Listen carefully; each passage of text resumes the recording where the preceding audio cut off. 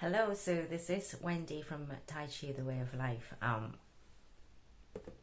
If you have been following my YouTube, so you know me. So if you're new, and so I'm just one of the many Tai Chi teacher in the world. Possibly you are looking at this video because you read my post, and so you be expecting some of the things that I promise I talk about, which is you know, the legacy, the beauty of the internal art of Tai Chi, and how it is actually very important that we, as a Chinese person, and learning the art, not to let that go. The real meaning, the real legacy of Tai Chi. I don't claim to be an expert. There's still, I'm definitely far from being the expert or have lots of knowledge. I am just blessed to have followed, have learned from Master Ting, and most important that I've learned a lot of my stuff from Joe, which is Joe Eber, which is Master Ting's senior, probably most long-standing student. So anyway, and before I was doing this video, the reason why I've got a chance to do this video is because I've taken a day off after all the hustle and bustle. I've been very, very busy after the pandemic, and if you are new to my channel, and if this is the first time you've watched my video, I started being in the press with this media presence is because of the pandemic, because all my work was just frozen.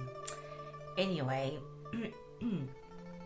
so I'm here, and so before I started this, the reason why I got a chance to do this video is because I thought I'm going to take a day off. I need a break because I haven't had a break since last January. It's been a whole year. I've been on the go for a whole year, and guess what? I'm poorly. So it wasn't poorly, I would have been out doing something, meeting friends and doing other stuff. Anyway, I'm actually not very well. And I thought, oh well, I thought of you guys, and I thought, all right, I'll make a video instead. Yeah, you could tell I'm one of those people that I can't sit still and not do anything. I need to be doing something. So before I started, I do this all the time. So every day I would do my very best. It doesn't always happen. Every morning I spend time on God's Word. So I'm a Christian, so I spend time on reading God's Word. I do that every day, and it sets my mind in the right place, and I go about life better, I think, but that's just me. So I did exactly that just now, and I was reading this verse with Ecclesiastes, and I said, so I am aware that 2024, we haven't just all started the year good. It could be there's a lot of things in your life that is uncertain, and uncertainty can offset us a lot, and I've been there a lot, especially last year. But so it said, God gives us good time and bad times, and when we have good times, enjoy it, but when we have good times, and remember that God is still there with us. I should really read it out word for word, but I'm using my phone. I haven't got my Bible in front of me. So during bad time, God is still there. During good time, God is still there. And bad time, it does. It shows us there is good time. If there is always good time, we don't. If there is always good time, yes, then we don't know they are good time. Just a strange things about human nature, I think. Anyway, so my motto for the year, I put that in the post, is that let's bounce into 2024 regardless of where you are in your life. I just want to encourage you not to allow those, it could be grief, it could be sorrow, it could be pain and hurt, and we all have those sometimes in our lifetime, and sometimes they all come together, and it is difficult, but we can't see God's blessings, and we don't feel people are supporting us or the good things around us if we allow those those negative things that is around us to shroud our feelings and shroud our minds. And so regardless where you are, I'd like you to bounce with me into 2024. So what is the internal art of Tai Chi? Like I said, I am no expert, but I am still learning, and it's very fascinating. If you ever felt Chi, especially when you're doing partner work, when you're doing push hands, and you can feel the tremendous amount of power or force, Chi, whatever you want to call it, from the other person on you, yet you don't have anything to work. There's no tension there for you to work, to push them back or whatever, but you know you are in trouble, you are in a disadvantaged position, you know what I'm talking about. So and lots of people would argue is there something spiritual about it, and I know it's not. It's the ability and the skill, that's where the training comes in. You develop the ability to line up your body and connect to earth, and that's when you are able to panjian, which is kind of like expand into the opponent, if you've got an opponent, or just if you're doing it solo, just expand into space and get bigger and bigger. So the idea of being a balloon, it's a really good way to see the power or the cultivating Chi while doing Tai Chi. Lots of things need to happen before you can actually allow yourself to able to line up and to create, like Joel would always like to say that, I guess Master Ting tells him that as well, that you create the longest line in your body from the tip of your fingers to the end of your heels. And so how do you do that? So a few things need to happen is that you do have to let go of tension. So the Chinese word in song, it's really, I know in the Western world, in the English language, it's been translated into relax. It is relax, but it's not relax as in slum. This relaxation has a lot of structure, and the structure has come from your core strength. It's internal. The most thing that I finding myself to tell myself to do it, and also to teach my student to do it, is to sinking of the elbows. And if you know Tai Chi, if you are practicing Tai Chi, then you understand the idea of a sinking of the elbow.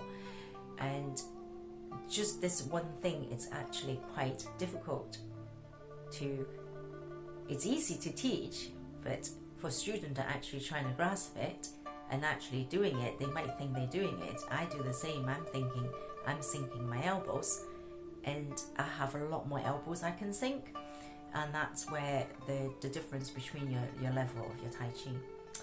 Of course, that's not just the one thing. That's just one of the many things that then allow you to line your body up and able to produce that panjian. That's where the Chi, the power, is going to come in. The other thing you might want to think about in 2024, other than just sinking your elbows, is the idea of letting go. So what do you let go? And I find that it's a great life lesson, actually. So someone upset you, you can keep holding on to it. It doesn't do you any good. You just get more and more upset, and the other person who upset you probably didn't even realize they upset you. So how do you let it go? You don't hold a grudge. You don't keep thinking about it, brew over it. That's one way to letting go. That's letting go. And if you don't let go, you can cultivate all sorts of negative emotions, which does absolutely nothing for any of us. So letting go in Tai Chi really is tensions that we are talking about. And if you never have done this, then you have actually no idea how much tension you have in your body. You just like to hold. So if I'm having a bad day and I could feel, so I'm in my Tai Chi stance, and I could feel that my quads are tensing up. So I tell myself to let go of that. And this is when I'm having a bad day. Then I could feel that my lower back is tensing up. So I'm really transferring that tension. I'm not letting it go. And when I don't let go, I'm not really connecting to earth. I might be doing a little bit, but you can't actually really surely produce chi or cultivate chi until you are able to let go of tension in your body. And I always say the biggest culprits in our body in holding on to tension are shoulders. If you watch people closely, I mean, I do that a lot. You can so you ask them to, I don't know whether I could demonstrate this in this. I'm just sitting down here. Like I said, I am a bit poorly. So you could ask them to drop their elbows. So instead of just dropping the elbows, so you can see them, they want to do this, and they don't actually bend the elbows, and they think they've dropped the elbows. So dropping the elbows, sinking the elbows, it's very, very different. So I might just move this my camera a little bit. See, I even got the blanket on me, and now you can't see my head. Okay. Sorry about this. Okay. Right, so doesn't matter if you can't see my head. So, for example, dropping the elbows. So, dropping the elbows, a lot of the time you said to people to, so if there is you take your arms out to the side, and I would probably say, sink your elbows. So what I'm expecting them to do is actually really literally sinking the elbows. Okay. All right. So, and then what do I get?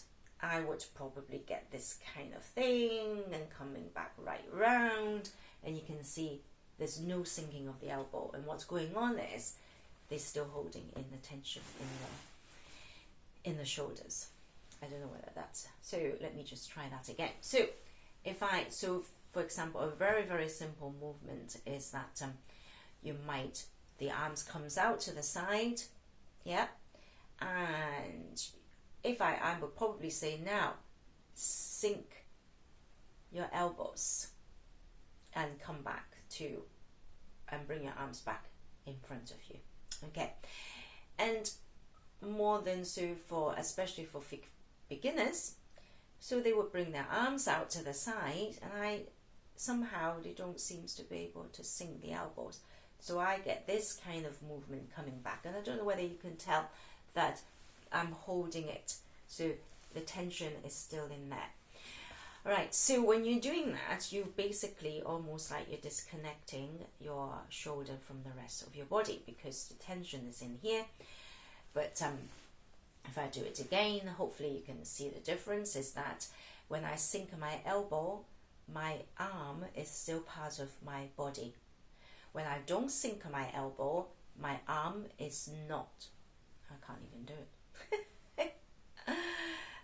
My arm is, it's not, it's on their own. I don't know whether, I mean, it's very, very, obviously, these things are extremely subtle, and that's why it's very, very difficult to actually really doing it right. So, and I don't know whether you'll notice something else. Okay, so you don't really, so in Tai Chi, Qigong, it's a bit strange if you, so this is, to me, that's, may as well put this back in here. So I could choose to do the same movement, so I'm doing this movement, I sink my elbow. So I take it out to the side, I drop my elbow, and you've noticed, so my arm's gone from there back to here, okay, without really me moving my arm. All I did was dropping the elbow and I turn. Right, so there's the word turn I've used. So of course I could do exactly the same movement but doing this and this. Okay, so this, so if you can see, this movement is isolated. It's coming from my shoulder to the rest of my arm. So this movement is from here to here. There's no connection to the rest of me. In Tai Chi Qigong, we're supposed to connect our whole body. So how do I make the same movement and the movements are connected to the rest of my body, the rest of me? The turns. And you can't turn if you don't let go of tension. If your body, so the letting go allows your joints to open. I'm going to try and do a very simple demonstration. I'm sitting in a terrible place really to really make this demonstration. Okay, I'm going to put it back down here. You can't see my hair, which is fine. Okay, right. So, for example, if I lift my arms up, so I'm here so you can see a bit better. If I lift my arms, if you can tell, my palm is facing up. Okay, so my palm is facing up. And you could try this yourself, you know. And then if I allow my arms to come down and with my palm still facing up, what happens is, when I do this, I don't know whether I'm almost pushing myself back a little bit. So my palm is still facing up. So my palm's gone up. Yeah. So if I take it up here, if I allow my palms to come down with my palm still facing up, I don't know whether you can, so don't look at my hands, but look at my shoulder. So it's here. So if I allow my arms to come down, palm still facing up, I don't know whether it's almost like my arms shorten. The simple thing is, if I just rotate, if I just turn my hands back down this way, there's no, I don't close up this joint. All right. So simple things like that. So if you say, I don't know what we're doing, so if I come back down this way. So just say you decided you do a movement, because I've seen it all the time. People just bring their arms up here, up to the top here. And if I keep my palms this way, and I bring it down, it just keeps this closed up. But if I turn it down this way and relax my shoulder, it's a much better movement. If I'm going to be tense, so if I decided that I'm tensing up and I'm trying to do the same movement, this is what I look like, because I'm tensing in my shoulder. But if I let my shoulder go now,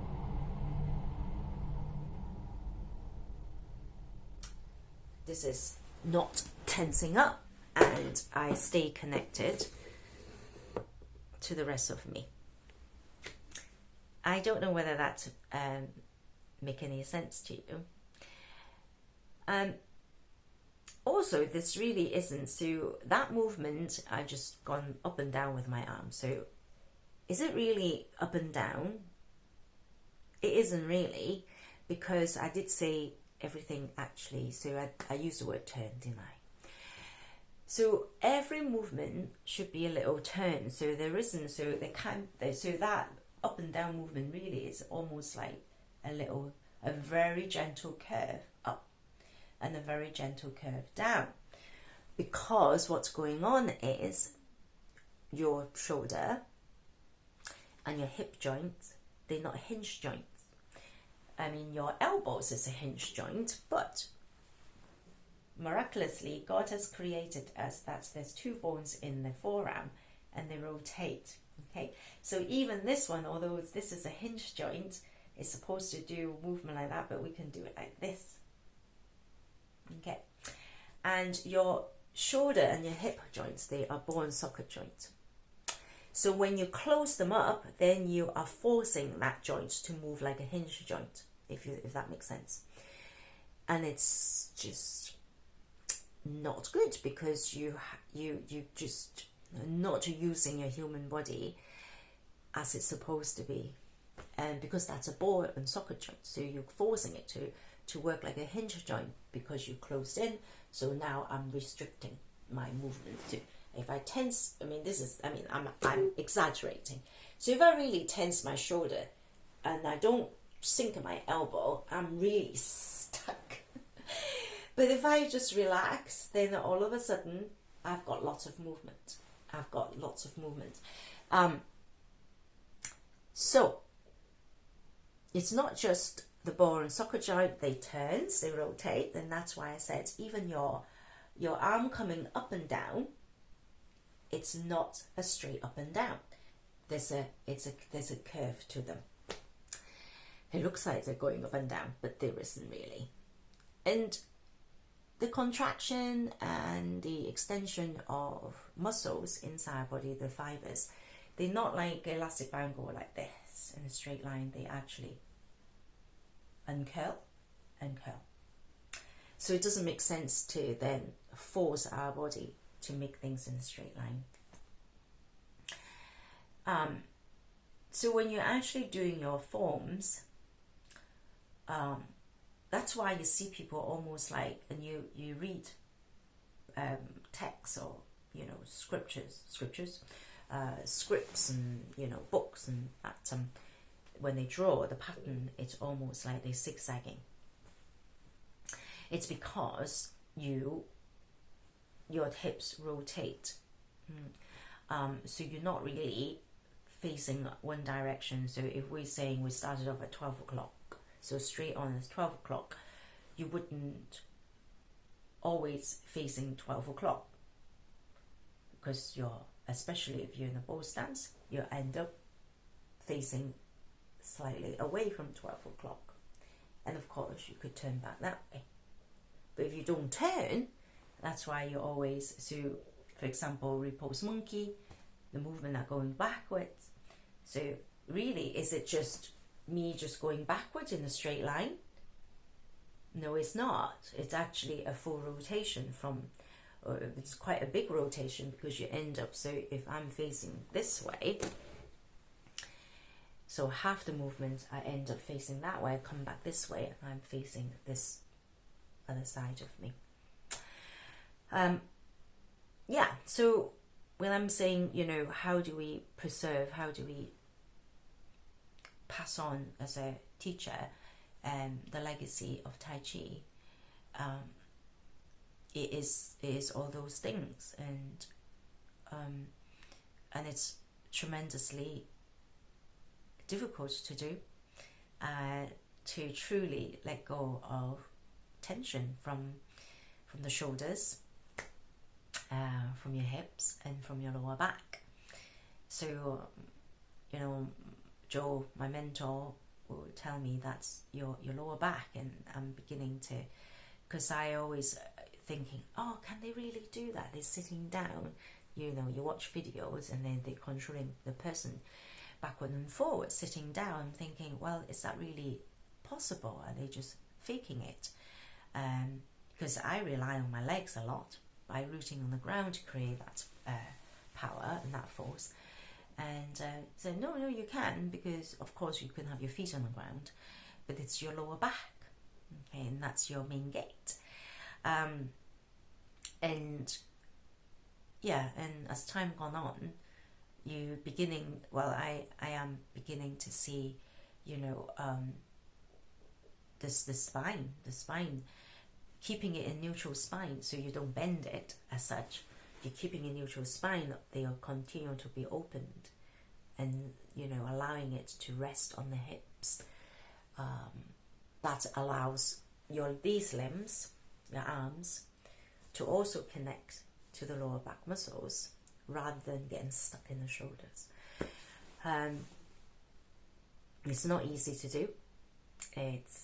It's not just complicated. It's not complicated.